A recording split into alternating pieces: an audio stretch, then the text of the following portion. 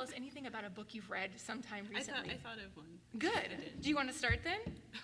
Yeah.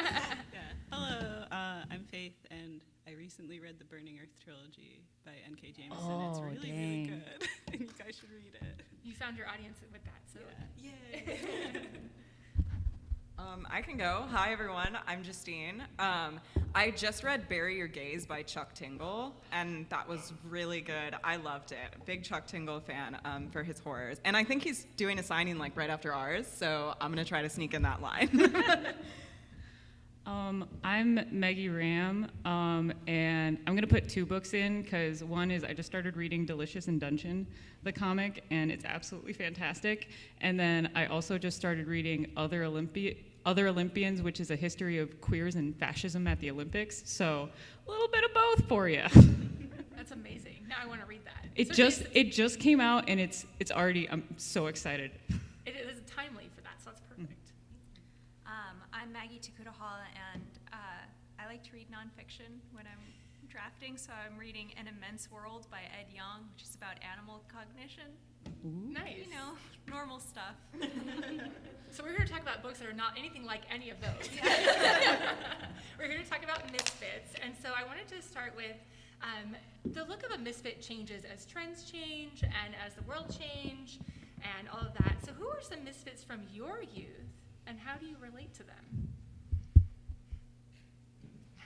I mean, I think one of the most formative characters for me when I was a kid was Kit from A League of Their Own. She's the little sister who tries really hard and is less talented and less beautiful than her older sister, who is Gina Davis. I feel like that's like enough said. But ultimately, like, spoiler alert on a movie that came out like 30 years ago, but more than that. She's the No, it was 30 years ago. It was definitely 30 years ago. We're all very young still. Who ultimately, like, her burning desire and love for baseball is what allows her to triumph even over her big sister, who felt like unstoppable. And so she's probably the misfit who I like hold dearest in my heart. Come back to me. Yeah, this is pretty on brand for me, but every time I'm asked about books from my youth, I forget every book except the Warrior Cat series, which was I was really into. And, you know, it did begin with a misfit character because he was what they call a kitty pet, as he was, you know, in a household where the Warrior Cat series follows a bunch of, like, you know, strays that, you know, have clans and fight, and it's really good. So that definitely, I feel like, inspired me in terms of, like, one, including cats in, like, everything I write, but also in, you know, being able to kind of, like, think outside of the box and relate, like, human issues in other ways, which is maybe why I'm really drawn to, like, horror as well, because I feel like it is a genre for the misfits and the outcasts in some ways. How many cat tattoos do you have? This is the important question of the day. See, the fact that I don't know the answer off the bat is kind of alarming. I feel like at this point it's like probably more than 5. An appropriate amount. I think I was thinking when I was growing up, we always used to act out like Disney movies at like recess because we were that cool group, and I just remember that I was always like, I want to be the sidekick. So I always thought that the people who weren't like the main character were way more fun to play, because also everybody was like, no, I want to be like Hermione Granger, or no, I want to be Harry Potter. And I was like, I'll be the owl. It'll be great. But I think my favorite kind of misfit growing up, and this is still my favorite misfit, is Gonzo from the Muppets, because I saw this great comic where Gonzo is like walking by like a men's restroom and then a women's restroom, and then there's another restroom and they go in there, and I was like, I identify with that. And then there's also a bit in, I think, Muppets in Space where he's talking with Pepe the shrimp and Rizzo the rat, and Pepe's like, I'm a shrimp, you're a rat, and then they point at Gonzo and he's like, and Gonzo goes, I'm a whatever. And I was like, that's my gender identity right there. Perfect. So I definitely, it's Gonzo or bust for me. Yeah, we need to talk to somebody at Jim Henson at Disney to get you to write Gonzo. We need this. Literally the dream. Literally the dream. We're going to go find them at their booth and be like, look. I thought of a misfit. Well, there's 2. The books that I read were always like, I read a lot of Tamara Pierce when I was a kid, and so the Alana the Lioness series where she's like, I want to be a warrior, and she goes undercover, and it's really cool, and she like pretends to be a guy. And then the other, like, I think the word misfit threw me off because you think of a misfit as like sort of a side character, but there's so many shows from my childhood where the misfit is the main character, and I was like, oh, Ash Ketchum. Like, and the sort of common thread of like media around that was just like, I'm too young to do it, but I'm really passionate, and that really resonates, unsurprisingly, with like kids. It's just like, I'm 8, but I'm gonna be the best. Also, didn't he like just win like the Indigo League like recently or something? Yeah. Like, wasn't he just like trying for a real long time, like several years? He was, and then they finally let him retire. They're So, like, you're 12, you're done. Yeah, exactly. And Pikachu was like the leftover Pokemon because he woke up late, so they were kind of the misfit group. Yeah, the misfits together. Well, Faith, you're exactly touching on kind of what the point of this panel is, right? Like, Pokemon? yeah. Actually, we're actually just talking about Pokemon from here on out. But about like how misfits, we think about them as like side characters or like off the screen, but that's not really true, especially in the books that you all have written. And so a theme across all of your books are you can just be yourself, whoever you are right now, right? So how have you embraced that as a creative? I can kick us off. The book that Faith and I co-created, The Worst Ronin, is very much about a young girl learning to no longer crave institutional support and approval. Like, she wants to be a samurai, she wants to get into this fancy samurai school that has only ever accepted one other girl before, and it's this girl named Tatsuo who she develops sort of a weird friendship with.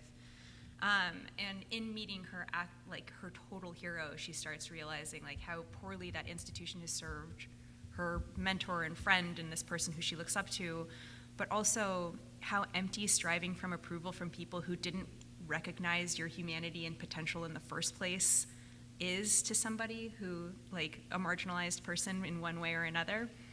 And I wrote it because I was like pretty mad about a phenomenon in publishing where people of color are sort of shuttled into talking about their experiences in an educational capacity. Like, we're invited to the table, but only if we come to speak about our people and our suffering. And I really wanted to write a book that was fun for like the Japanese American gays. They have cell phones. I'm not here to teach you anything. I am here to have a good time. And that doesn't fit super well in publishing. And so when it was going out on submission, I kind of told myself, if this book sold, then that meant for the rest of my career, I got to do whatever I wanted. Like, that was just like evidence that having like a brand and a plan and like making my choices strategically wasn't for me. I was just going to write the things that were exciting and fun, regardless of, for me, like for the audience of one, regardless of what I felt, how I thought the market would meet me. And so, I don't know, like, it's like perfect. It like exactly thematically, the book that I was writing thematically sort of guided the decision I was trying to make with my life, which was that being an artist is fun because the whole point is that you are making something that nobody else could have made, like ever in the world, and not worrying about its marketability and being comfortable with the fact that you will not always receive institutional and support and approval. And so to me it was very like, ooh, this is all coming together nicely. And then the book got transferred to 3 different editors over the course that it was being made, and so it felt like that really held true. Yeah, I mean, building off of that, like, the main characters of The Worst Ronin are misfits, both in sort of the categories that I, unintentionally, I did a good segue for, where, like, Ash Ketchum is, like, a character who's, like, I'm young, but I'm passionate, it'll work out. And that's very Chihiro. And then, you know, Tatsuo is, like, I was born to be a warrior, and I'm doing that, you know, very similar to the sort of Tamara Pierce energy. And the thing that I love about the book is that they're both misfits in very different and complicated ways, where Chihiro thinks the issue is one thing. She thinks, oh, all I need to do is prove myself because I'm young. And then she realizes, oh, but in this world, because I'm a woman, I'm still never going to be treated as seriously in, you know, that way.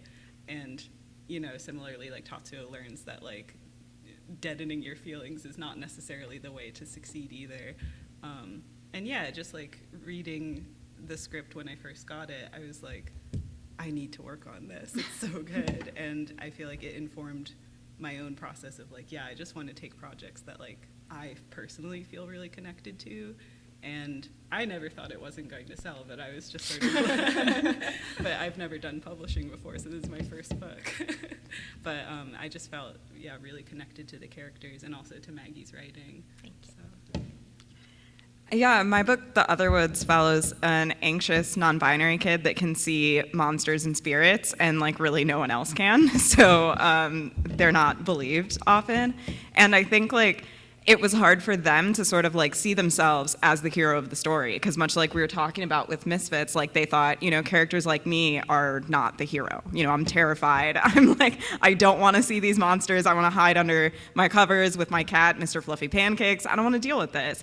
So I feel like it was, you know, it took a lot of writing about like sort of finding that bravery, not because you don't have fears, but because you keep going even with all of your fears and anxiety. And like being, you know, a queer, anxious person, like entering publishing, I kind of had to do that a lot myself. And I also like really relate to the idea of kind of writing what you like. I feel like my writing can be very like genre fluid, which is also gender. And I sometimes like publishing doesn't really know what to do with that, or you'll hear things like portal fantasy is dead, and my book is very much a portal fantasy. But just being able to sort of write about a character that didn't see themselves as the hero and get to become the hero, you know, also kind of helped me in my publishing career of being able to write the things that I didn't traditionally see, you know, when I was a kid, being marketed and supported, and, you know, having that out there for kids that might need it. Can you repeat the question? Because I was like so focused on the answers that like I kind of got lost in the weeds there. No, it's all good. It's, you know, the theme is like you can be yourself who you are right now, right? So how do you embrace that as a creative? Oh, okay. So my book, Batcat, is basically about just being exactly who you are and accepting that. It's about a non-binary Batcat, and they go on an adventure.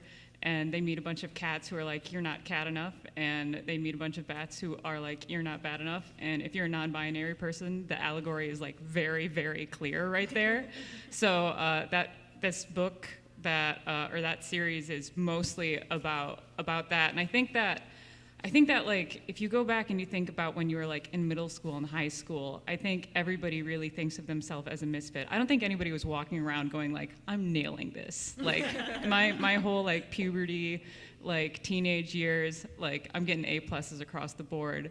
And I think that, you know, just accepting who you are in your weirdnesses and the things that make you different, the second that you start accepting that, like the second that nothing else really starts to matter, instead of being like, oh, well, that person has this thing, why don't I have that thing? Being like, well, I have this thing and, you know, nobody else does, so ha ha ha ha, I'm gonna rule the world with it, kind of thing.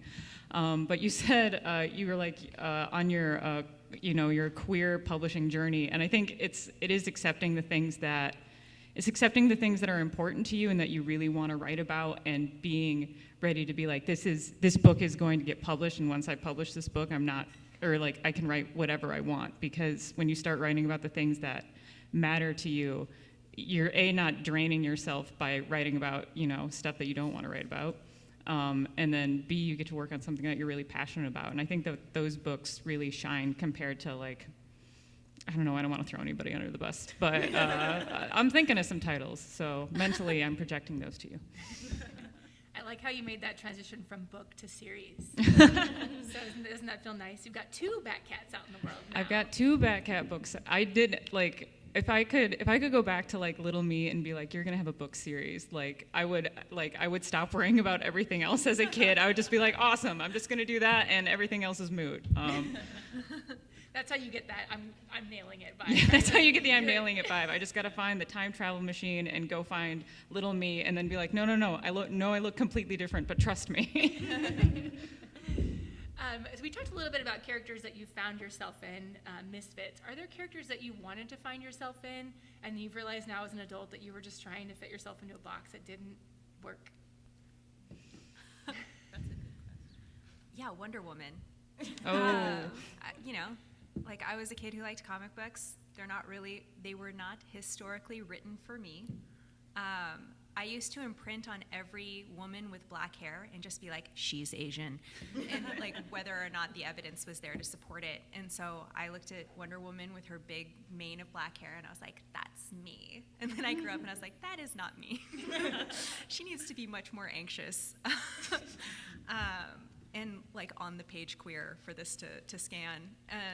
And so, I don't know, I feel like we all grew up in the era of having very few AFAB role models in media that were not also beautiful, buxom, confident, perfect, like powerful women. And I don't mean to denigrate those beautiful, perfect, powerful, buxom women.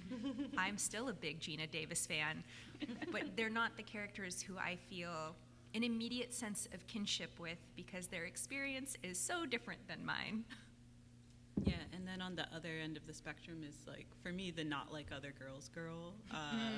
Especially when I was like 12, 13, I was like, oh yes, that's me. I am totally a hot goth girl who doesn't really care that she's hot, and she reads lots of books, and, you know, she's better than all the other girls. And I'm glad that I don't really connect with that anymore.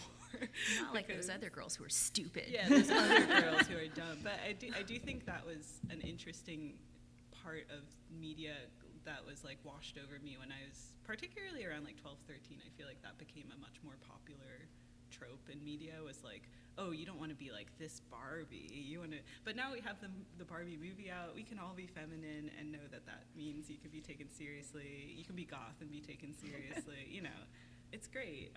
But I'm glad I don't connect with that attitude anymore of like, differentiate yourself from those other girls, you know.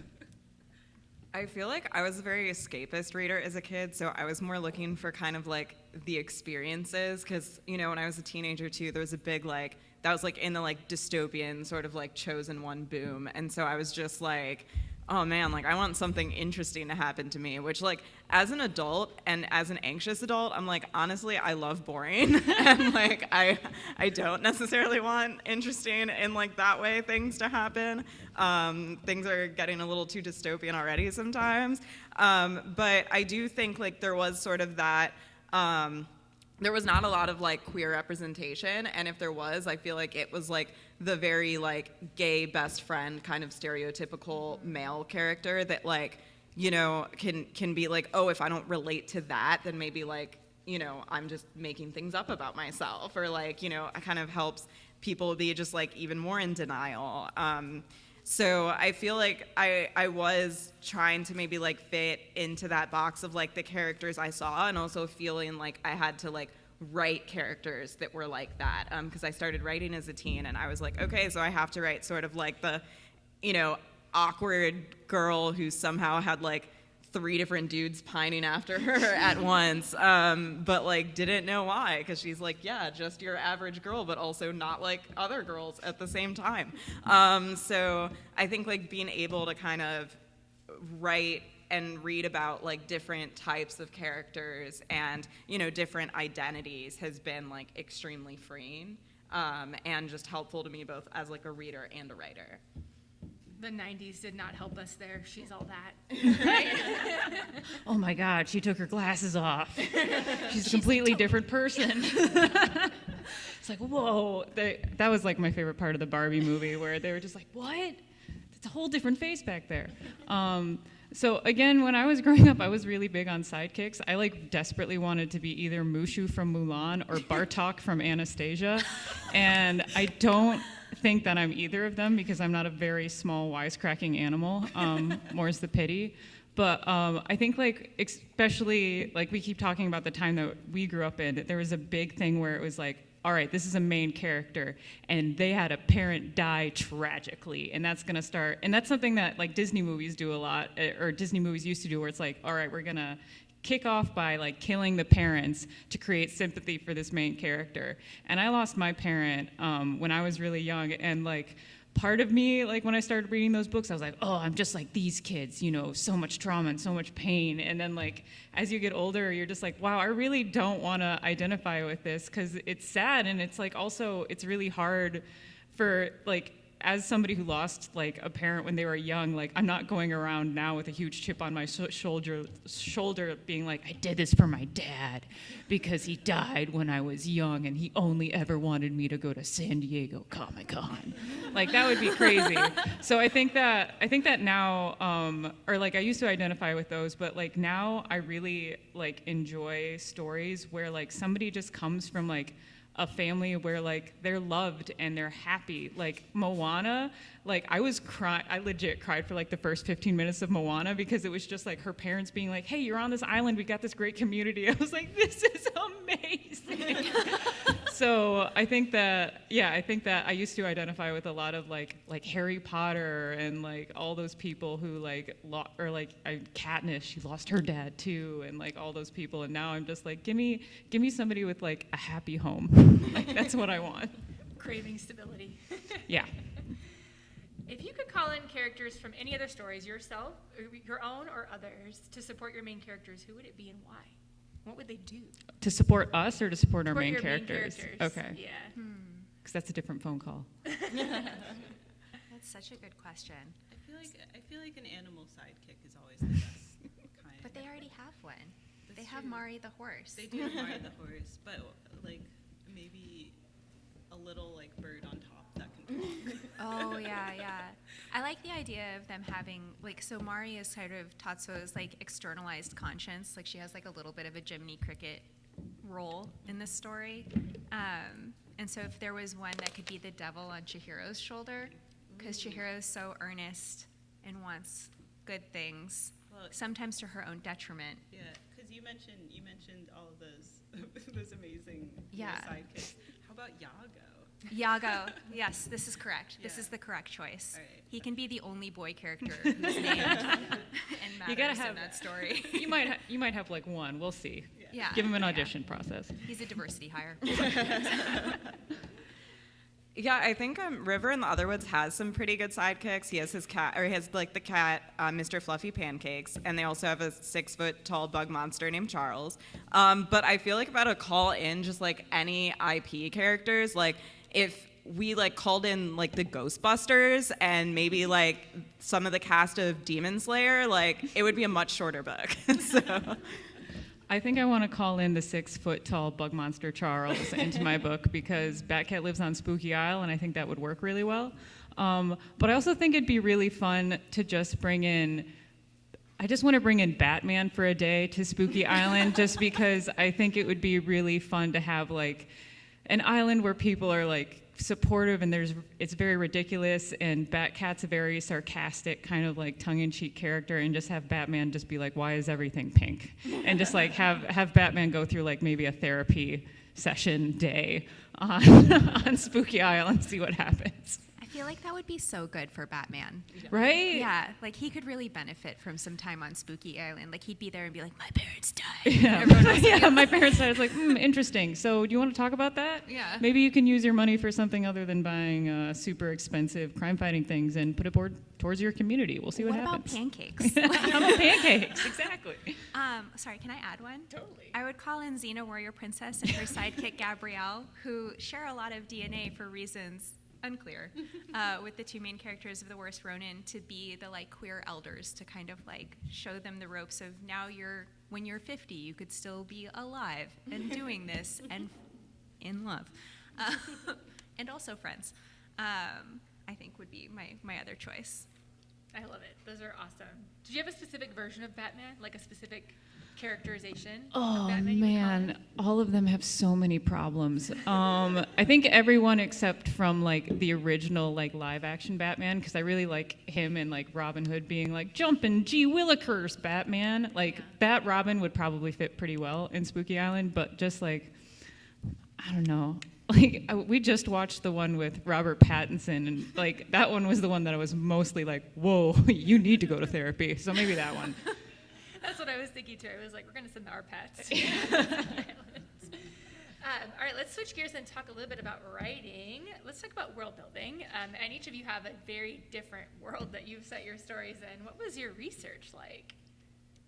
Take it away. None of these are like real worlds. So that's why I'm like, what was research like for each of the worlds that you So the Worst Ronin takes place in feudal Japan, but also they have cell phones. So I feel like I made myself clear about what you would learn from my book, which is nothing. The historical accuracy is there. I wanted to look you right in the eye and go, you will learn nothing. And I think that that's really, I wrote it for teenagers, and teenagers have too much homework. And so I'm not here to give them more homework. I'm here to remind them of their joy of reading and a good time.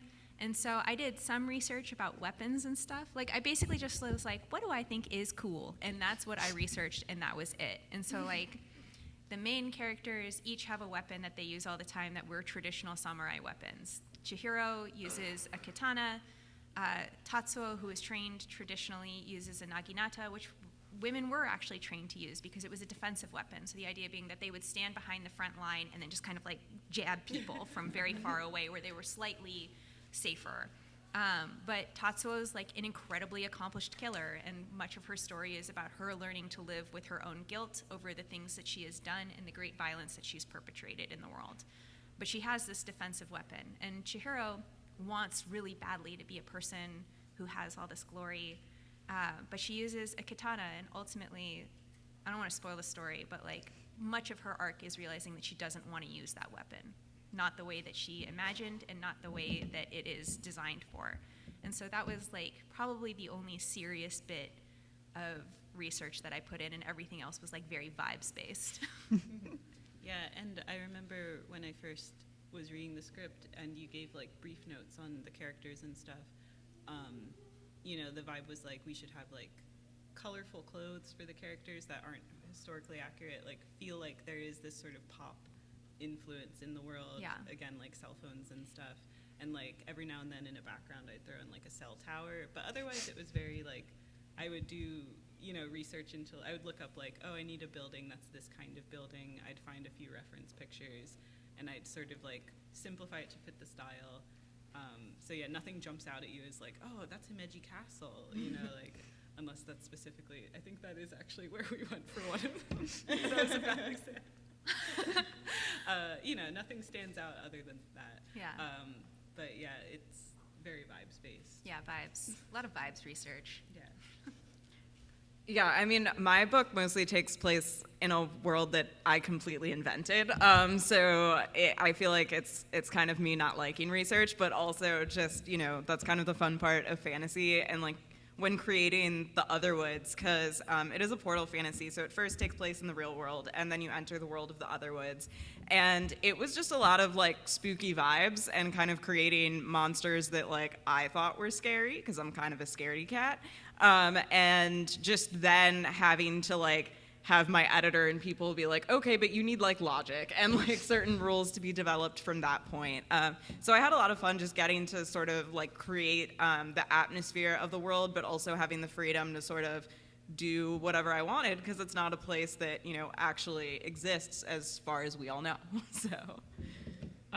My world was created by, I used to teach kids comics for a really long time, and it was the best job ever, and I kind of like looked at the books that they liked and were reading, and a lot of them had like fantasy maps at the beginning, so I was like, well, A, I gotta have a fantasy map, and B, I just really like drawing spooky things, so that's why I made Spooky Isle. And with kids comics, like I feel like I was like, there's gonna be a Spooky Island, and my editor was like, sweet, no questions, no notes.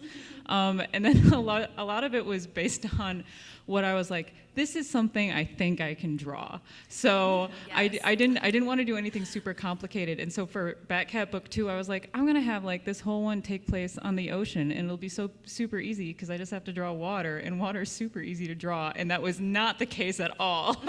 And so I had to go down this like huge rabbit hole of like, okay, so how do waves work? And like different kinds of ways of drawing waves. And then because I try and cheat in drawing where I can, where it's like, okay, this is really complicated, but if I draw a cave, then I just have to draw like a stalactite or stalagmite coming from the top, and that's not a lot of work. So that's pretty much the most research that I did. Oh, and Batcat book 3 has like a spooky kind of festival, and I wanted to have a bunch of different food carts, but I didn't want it to just be like American festival food carts, because I think those are really boring. So I did research into like what are some other like ethnic foods that like use like pumpkin or like harvest kind of treats, because I was like, oh man, I was just like, give me some curry, give me some naan, give me some of that good stuff. So that was the other research, but it's a kid's book, so like, and like logic isn't really as important. So if I'm just like, yeah, there's some gremlins and they make mooncakes, people are like, yeah, sounds good, we're into it. Justine, you heard it here. You can tell your editor that logic doesn't matter in kids' books. Maggie says so. We've got Yeah, that down. I feel like for me, it's like I have to back up the logic of the world that I created. Yeah. Even if like that logic means like, okay, but like why did these spirits all make a town in the monster Otherwoods, you know? So I'm probably gonna have to do that at some point, but not yet. the point is not now. Yeah. Like, And if you didn't know this, it's a middle grade book, and it's actually spooky and scary, which is my favorite thing about middle grade. I feel like middle grade stories get the best spooky, atmospheric, it's like, yeah, it's the best. What's your favorite scene that you've written or illustrated? Like in our whole career? Yeah, your whole careers. This is where you get to talk about books besides the one we're talking about in the panel, if you want to. I have a favorite of face illustrations. In The Worst Ronin, there's a moment where Chihiro has stepped into a fight she is not equipped to have, and she's being held at knife point. And it's a tough line tonally to walk, because Worst Ronin is a comedy. Like, there's a lot of funny stuff happens in it, but it is also one where there's genuine peril to their lives. Kind of tonally Xena Warrior Princess, if you're trying to like circumnavigate it.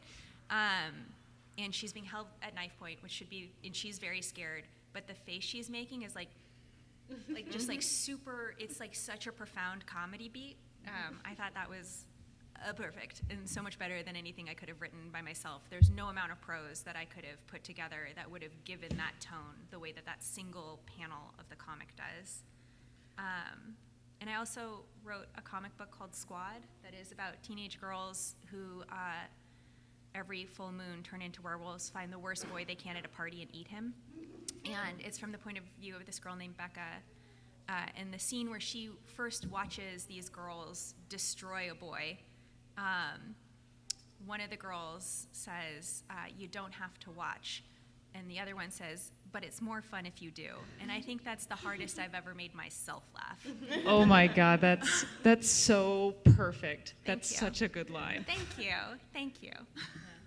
And then in The Worst Ronin, across the whole book, like one of my favorite things to do is like extrapolate more visually what their relationship was. And so Chihiro's like kind of a chatterbox, and Tatsuo very much isn't. And so early on in the book, like Tatsuo grabs her face like by the cheeks like this to like shut her up at some point. And as the book goes on, it becomes less like, shut up, I'm gonna kill you, and more just like, okay, just stop talking. And then at a turning point where Chihiro feels like much more confident and much more like, enthusiastic about something, she does it to Tatsuo. And like that payoff across like the entire book for me, I was like, yes. I haven't told you this, but I actually had that relationship with my grandpa. He used to pinch my cheeks when I was a kid, and at some point I started pinching his cheeks back. Oh my God. And so I like really loved that detail in Worst Ronin, because I was like, oh, it's me and Monty. Like that's nice. That's so sweet. Yeah, I didn't know that.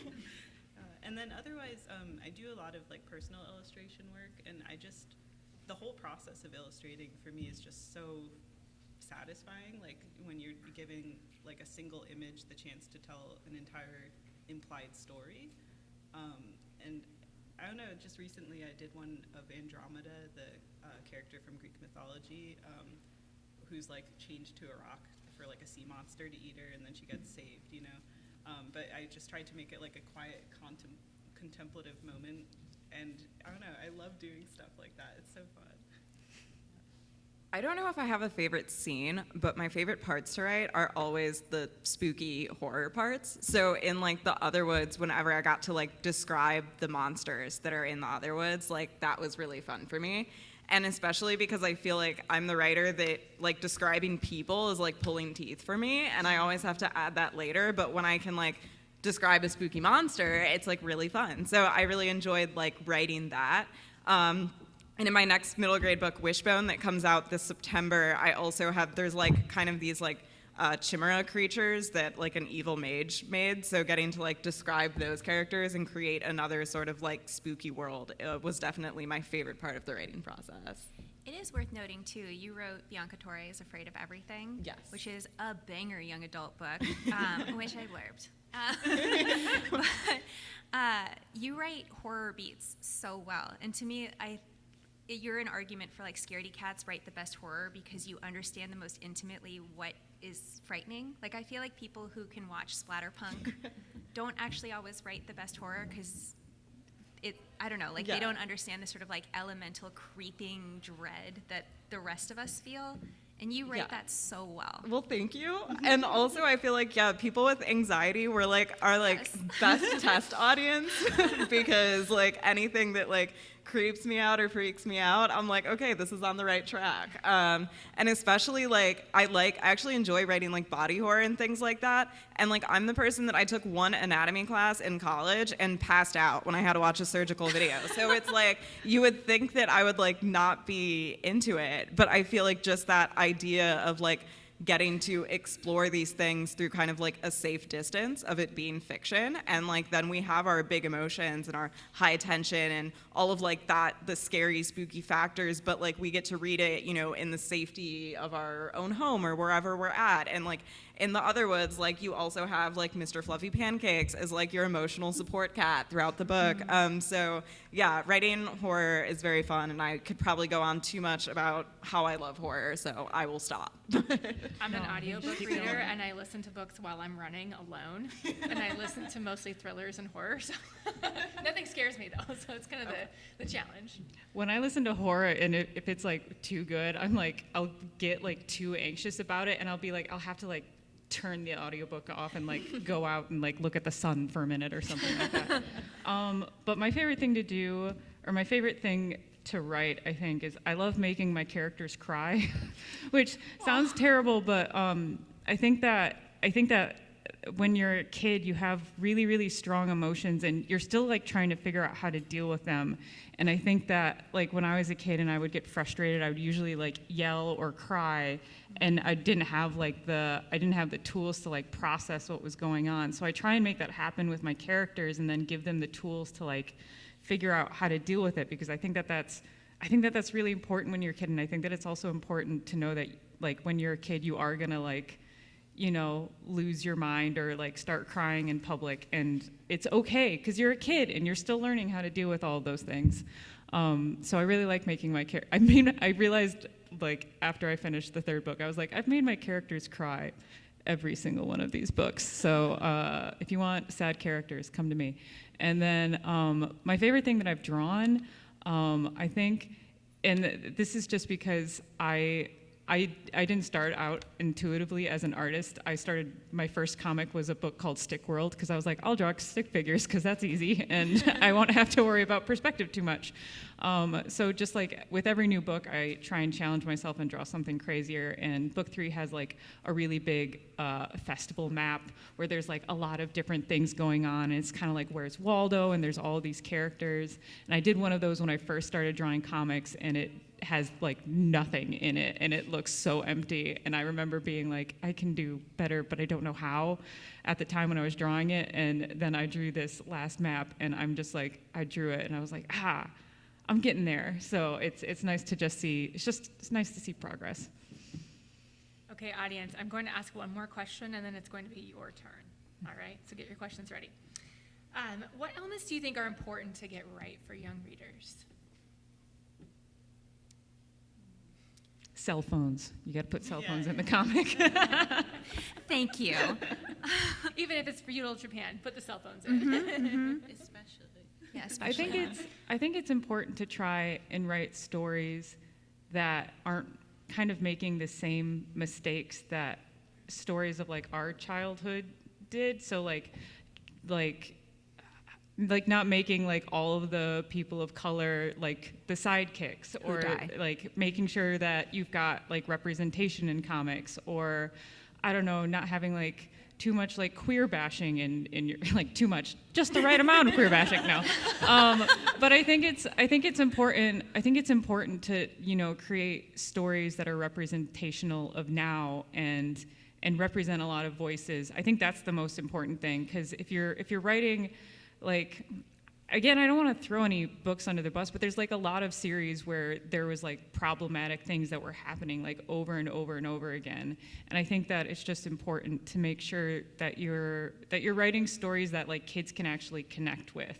And it's not just like my mom, a lot of my mom's favorite books that she gave me when I was a kid was like these two white girls lived in a perfect neighborhood, and then they went to the sea and they met a very, very dirty dog or something like that, and that was like the main thing. And I think I just think it's important to expand the world of kids, and like not just have just like a straight white character all the time, because we have so many of those stories. Like those stories have been done back and forth and left and right. Like doing something other than that. Huckleberry Finn already exists. None of us need to rewrite it. We don't need another Huckleberry Finn remake, for the love of God. Yeah. Watch that be announced like tomorrow. Starring Timothy Chalamet. Oh my God. I mean, like, coming off of what you're saying, Meggie, I feel like writing kids' books is, in a large way, a chance for us to reparent ourselves. It's to talk to the kids Very that we true. were, and to make the media that we wished had existed then, because we know we needed it for whatever reason. And to me, that's always about emotional honesty. Like, my one ethic, like, none of my books have anything in common. I wrote like a picture book about how my grandparents met in a Japanese American incarceration camp, and I had to promote it right after promoting a book about werewolves and rape culture. Like, none of my books have anything in common, except for that I feel like they all share an ethic of telling kids the truth, even under fantastical circumstances. Something about their world or their lived experience that is really honest in a way that adults sometimes shy away from, because we love kids and we want to protect them and we want nothing to ever hurt them. And I'm a parent. I understand that impulse intimately, but I think we do kids a real disservice, especially within fiction, from protecting them from real world emotions that they're gonna feel in their life. And so for me, it's about looking kids in the eyes and be like, it doesn't matter if there's a monster or if there are werewolves or there's mermaids or whatever, any of these fantastical things that I bring into most of my books. There's something fundamentally true about the story I'm going to tell you. It is fundamentally true that there are often institutions whose approval and support you crave that are meaningless. It is also true that there are lots of times where people will underestimate you because of who you are, and they will never see the error of their ways in a way that will feel gratifying to you. They'll never acknowledge it the way that you deserve to have it acknowledged. And it's okay to be angry about that. Or it's okay to be angry about rape culture and just have a place where you get to be angry about it and not worry about whether or not your reaction is the politically correct reaction. You deserve catharsis, whatever it is, just about being honest. Because that, when you're reparenting yourself, I feel like that's often what you're working through, is like the not quite truths you were told by well-meaning adults for your whole life. I feel like Justine's probably going to talk about this, but it's also like, that's what you said. That's one of the reasons why horror is so important for kids, because I feel like we really want to protect kids from things, but like, if you think that kids aren't there feeling scared about, I don't know, everything, like right now, that's completely untrue. And so it's really important to have these like horror stories, so kids are like, this is a way that I can feel scared, but it's also a way that I can feel safe because I'm reading it at home, or like maybe like, hopefully, at the end, maybe the monster gets defeated and it's not as scary anymore. And learn to feel brave. Yeah. Because you can't feel brave until you've learned how to feel scared. Exactly. I think that's what horror teaches. Sorry, we can talk about this later. This panel No, is I all mean, about me. it's great. Like, we're all just gonna work on a horror book after this, so. Everyone should, and I will be the first to read it. But I do think a lot of times, like, writing a book is sort of, putting a call out into the world and kind of seeing who is on that same frequency and who needs to hear, like, what you're writing about, this call that you have, seeing who answers in a way. And I think that honesty, like Maggie was saying, like, is extremely important, because you have to respect your audience. And I think, people, especially adults, don't always credit kids with how smart they are and how resilient they are and the things that they have to go through. And a lot of times, like, if you're trying to totally shield kids from these scary experiences, you're not shielding them from having those feelings and from those experiences. You're shielding them from the connection and emotional support they could find through these books and these characters. So for me, it's always, that's something that I'm always thinking about. I feel like all of us still kind of have that 12-year-old or that 16-year-old inside of us, and we remember those big emotions, So maybe it's like, some things will change, but those feelings are just very like universal and human. And being able to kind of like reach back to those feelings and sometimes traumas that like your subconscious really just needs to explore, and kind of sending that out to the kids that are in those situations and they're dealing with anxiety and loneliness and anger and facing monsters that might not look like the types of monsters that are in the Otherwoods or other problems, but they're facing very similar things. And I feel like through these books, like especially horror, but all books in general, it's like we're showing kids and teens that they can defeat their monsters and they can be the heroes, and especially now, and bringing up the importance of showing different types of kids of different identities, that they are the heroes too, and you don't have to look or be a certain way to be a hero. You can be yourself and still defeat your monsters and your demons, and sometimes they might be like literal monsters and demons, sometimes not. So yeah, I love like the idea of having honesty and just like authenticity, and just having that respect for your audience to know that they will have to deal with darker subjects, and books are a way for them to find that connection and know that they're not alone in doing so.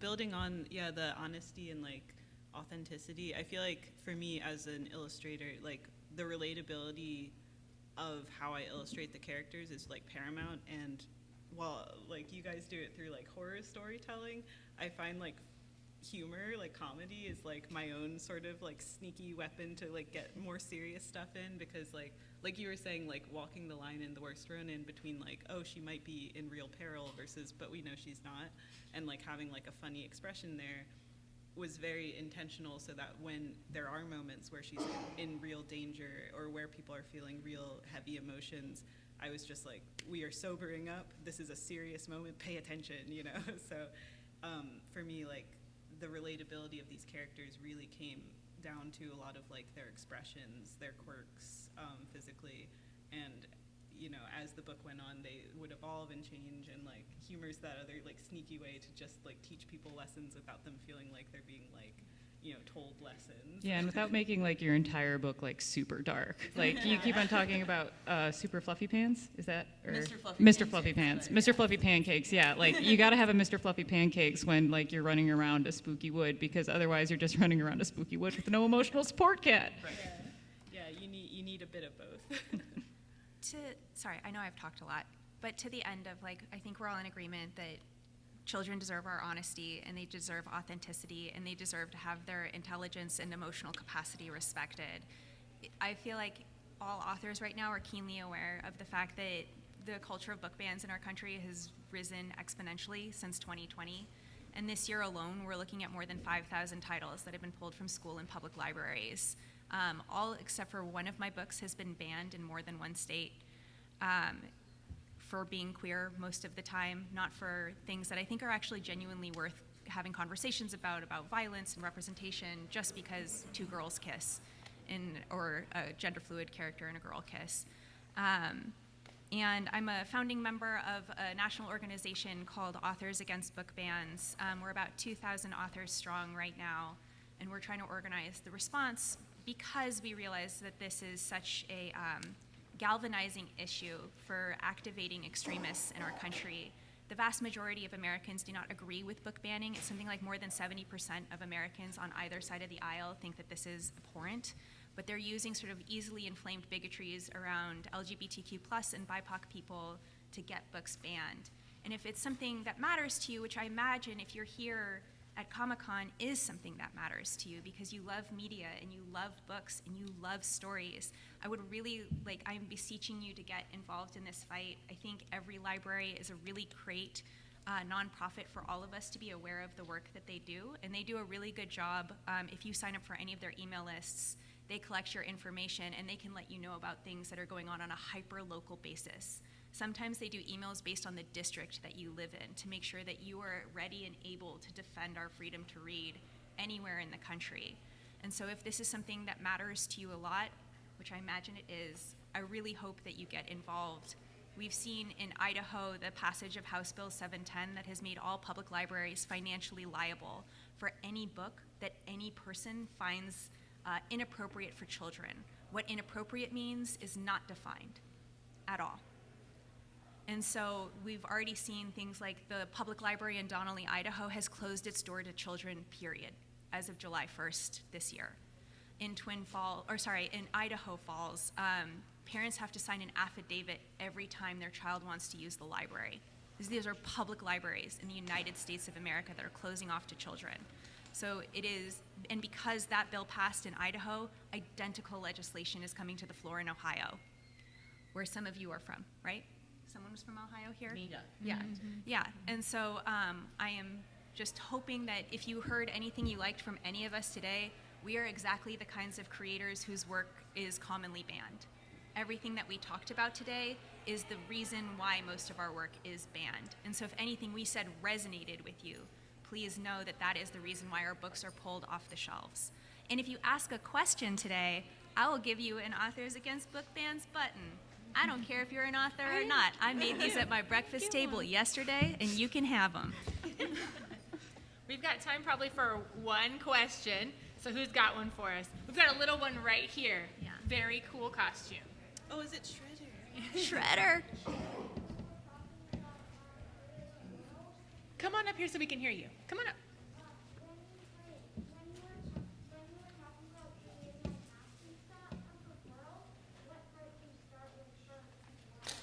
Ooh.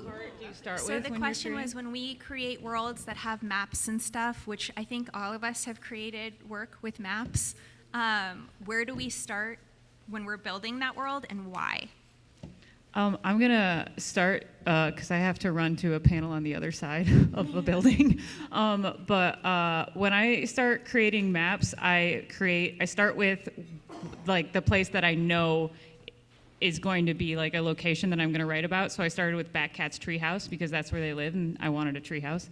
And then I just added a bunch of that actually helped me with the rest of the story. Is I just wanted to make a bunch of places that I thought would be really cool that I've seen on like other maps. So I was like, oh, I'll have like a mountain because that'll be fun, and I'll put a skull on top of it because that'll be spooky and haunted. And then I wanted to put a star thicket because I just thought that sounded. I came up with names of things that I thought would sound really cool, and then I tried to figure out how to draw them because I'm not an inherent drawer. So I was like, how do you draw a graveyard? But I want to put one in here. Yeah, I think I started with the atmosphere. So I was like, oh, I want to make a really spooky woods. And then what would that like look like? What would that smell like? What does that sound like? And then from there, I kind of built places within this Otherwoods that I just sort of needed the character to experience. So there is like a whole city just filled with spirits that I had to make for the plot, but then also kind of built up based on like the senses and what I thought would be cool. I have not made a map. I'm sorry. I actually start with characters. That's the most important part to me, and I try to think about the world that they would exist in and what kind of forces would make them into the people that they are. And so sometimes I'm taking things from the world that we know and people that I know, and sometimes I'm inventing things whole cloth. But for me, all stories start and end with characters, and the world building is secondary to all that. I have found when I start with the world, I get to like, in a world where blankety blank blank blank happens, then blank. And it's not really like a compelling story anymore. It's a thought experiment that I could probably do on my own time and not subject anyone else to. I'm here to tell a good story, so I start with characters. Well, let's give our authors a round of applause.